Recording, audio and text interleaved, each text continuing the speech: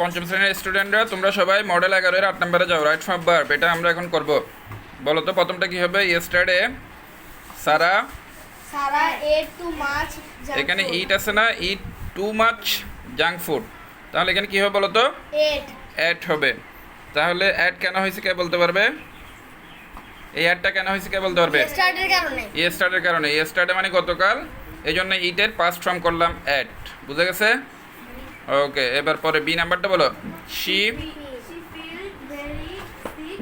হ্যাঁ, ফিলটা কি হবে? ফিলটা কি হবে? ফেল্ট হবে। ফিলের পাস্ট ফর্ম কি? Felt. ফেল্ট। তাহলে she felt very sick afterwards, সে খুব অসুস্থতা অনুভব করলো। এবার পরেরটাতে যাও। পরেরটা C number. Whose instant of will above junk food. হ্যাঁ, সারা প্রমিসেস দ্যাট শি, এখানে কি হবে দেখো, শি উইল অ্যাভয়েড।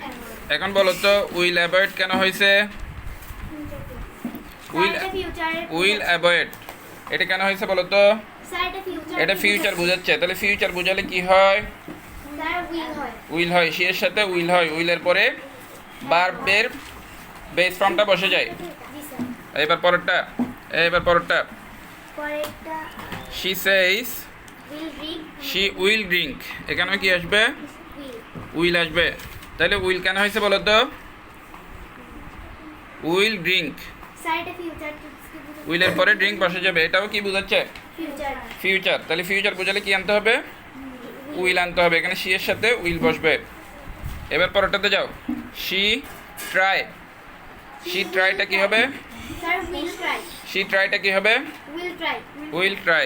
উইল কেন হয়েছে? এটাও ফিউচার টেন্স, তাহলে এখানে উইল ট্রাই হবে। বুঝা গেছে? সবাই বুঝছো? ওকে তাহলে